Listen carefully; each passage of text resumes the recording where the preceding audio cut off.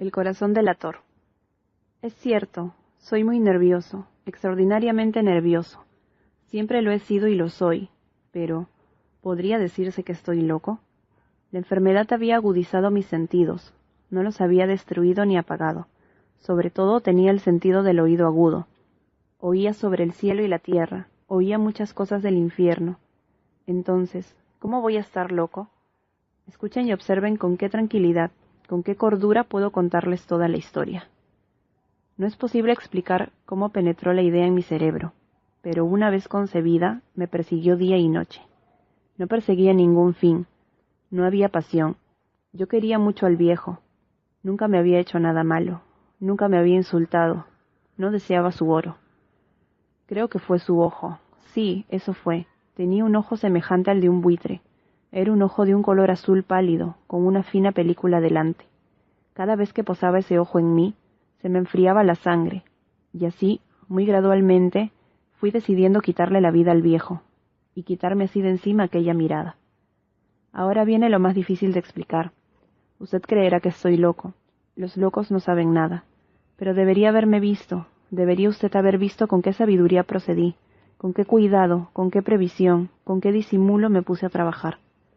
Jamás me porté tan amable con el viejo como la semana antes del asesinato, y cada noche, cerca de medianoche, yo hacía girar el picaporte de su puerta y la abría con mucho cuidado. Y después, cuando la había abierto lo suficiente para pasar la cabeza, levantaba una linterna cerrada, completamente cerrada, de modo que no se viera ninguna luz, y tras ella pasaba la cabeza. ¿Cómo se habría reído usted si hubiera visto con qué astucia pasaba la cabeza? La movía muy despacio, muy lentamente, para no molestar el sueño del viejo. Me llevaba una hora meter toda la cabeza por esa abertura hasta donde podía verlo dormir en su cama. Ah, ¿creen que hubiera sido tan prudente un loco? Entonces, una vez que mi cabeza estaba bien dentro de la habitación, abría la linterna con cautela, con mucho cuidado, porque las bisagras hacían ruido, hasta que un solo rayo de luz cayera sobre el ojo de buitre. Hice todo esto durante 7 largas noches, cada noche cerca de las 12, pero siempre encontraba el ojo cerrado, y era imposible hacer el trabajo, ya que no era el viejo quien me irritaba, sino su ojo. Y cada mañana cuando amanecía, iba con miedo a su habitación, y le hablaba resueltamente, llamándole por su nombre con voz cordial, y preguntándole cómo había pasado la noche. Por tanto, verá usted que tendría que haber sido un viejo muy astuto para sospechar que cada noche a las 12 le observaba durante su sueño. Al fin, la 8ª noche, fui más cuidadoso cuando abrí la puerta. El minutero de un reloj de pulsera se mueve más rápido de lo que se movía mi mano. Nunca antes había sentido el alcance de mi fuerza, de mi sagacidad. Casi no podía contener mis sentimientos de triunfo, al pensar que estaba abriendo la puerta poco a poco, y él ni soñaba en mis acciones o pensamientos secretos. Con esta idea se me escapó una risita, y tal vez me oyó porque se movió en la cama de repente, como sobresaltado. Pensará usted que retiré, pero no fue así. Su habitación estaba tan negra como la noche más cerrada, ya que él cerraba las persianas por miedo a que entraran ladrones. Entonces sabía que no me vería abrir la puerta, y seguí empujando suavemente, suavemente. Había introducido mi cabeza, y estaba para abrir la linterna, cuando mi pulgar resbaló con el cierre metálico y el viejo se incorporó en la cama gritando: «¿Quién anda ahí?». Permanecí completamente inmóvil y no dije nada. Durante 1 hora entera no moví ni un músculo, y mientras tanto no oí que volviera a acostarse en la cama. Aún estaba sentado, escuchando, exactamente lo mismo que yo había hecho durante noches enteras, oyendo a las arañas de la pared. De pronto escuché un débil gemido. Se trataba de un lamento de terror mortal. No era un quejido de dolor o tristeza, no. Era el sonido ahogado que brota del fondo del alma cuando el espanto la sobrecoge.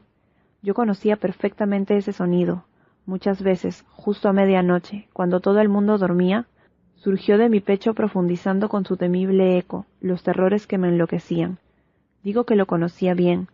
Sabía lo que el viejo sentía y sentí lástima por él, aunque me reía en el fondo de mi corazón. Sabía que él había estado despierto desde el primer débil sonido cuando se había vuelto en la cama. Sus miedos habían crecido desde entonces. Había estado intentando imaginar que aquel ruido era inofensivo, pero no podía. Se había estado diciendo a sí mismo: «No es más que el viento en la chimenea, no es más que un ratón que camina sobre el suelo. ¿O no es más que un grillo que chirrió una sola vez? Sí. Había tratado de convencerse de estas suposiciones, pero era en vano. Todo en vano, ya que la muerte, al acercársele, se había deslizado furtiva y envolvía a su víctima. Y era la fúnebre influencia de aquella imperceptible sombra la que le movía a sentir, aunque no veía ni oía, a sentir la presencia dentro de la habitación. Luego de haber aguardado tan largo rato, muy pacientemente, sin oír que se acostara, decidí abrir un poco, muy poco, una ranura en la linterna. Entonces la abrí, no sabe usted con qué suavidad, hasta que por fin, solo su rayo, como el hilo de una telaraña, brotó de la ranura y cayó de lleno sobre el ojo del buitre. Estaba abierto, totalmente abierto, y me enfurecí mientras lo miraba. Lo veía con total claridad, de un azul apagado, con aquella terrible película que me helaba el alma. Pero no podía ver nada de la cara o del cuerpo, ya que había dirigido el rayo, como por instinto, exactamente al punto maldito. ¿No le he dicho que lo que usted cree locura es solo mayor agudeza de los sentidos? Luego llegó a mis oídos un suave, triste y rápido sonido, como el que hace un reloj cuando está envuelto en algodón. Aquel sonido también me era familiar. Era el latido del corazón del viejo. Aumentó mi furia, como el redoblar de un tambor estimula al soldado en batalla. Me controlé sin embargo, continué inmóvil. Apenas respiraba. Mantuve la linterna inmóvil. Intenté mantener con toda firmeza la luz sobre el ojo. Mientras tanto, el infernal latido del corazón iba en aumento. Crecía cada vez más rápido y más fuerte a cada instante. El pánico del viejo debe haber sido espantoso. Era cada vez más fuerte, ¿me entiende? Les he dicho que soy nervioso y así es. Pues bien, en la hora muerta de la noche, entre el atroz silencio de la antigua casa, un ruido tan extraño me excitaba como un terror incontrolable. Sin embargo, por unos minutos más me contuve y me quedé quieto. Pero el latido era cada vez más fuerte, más fuerte. Creí que aquel corazón iba a explotar, y se apoderó de mí una nueva ansiedad. Los vecinos podrían escuchar el latido del corazón. Al viejo le había llegado la hora.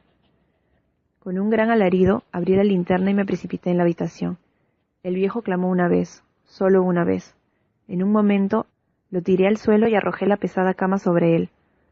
Después sonreí alegremente al ver que el hecho estaba consumado. Pero, durante muchos minutos, el corazón siguió latiendo con un sonido ahogado. Sin embargo, no me preocupaba, porque el latido no podría oírse a través de la pared.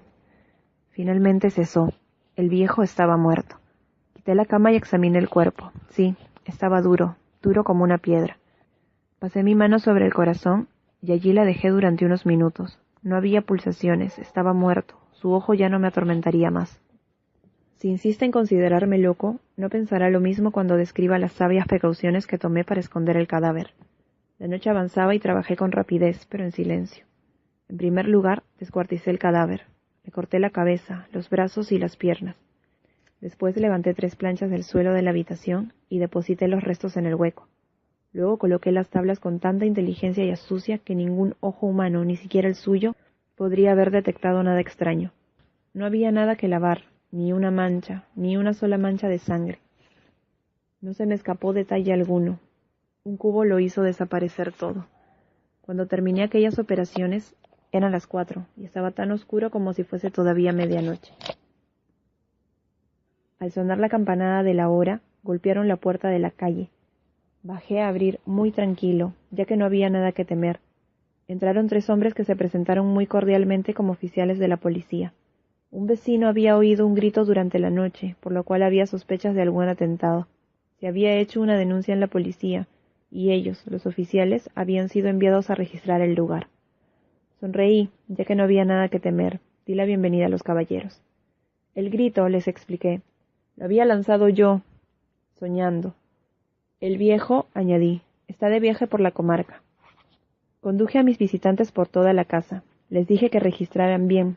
Por fin los llevé a su habitación. Les enseñé sus tesoros, seguros e intactos. En el entusiasmo de mi confianza, llevé sillas al cuarto y les dije que descansaran allí mientras yo, con la salvaje audacia que me daba mi triunfo perfecto, colocaba mi silla sobre el mismo lugar donde reposaba el cadáver de la víctima.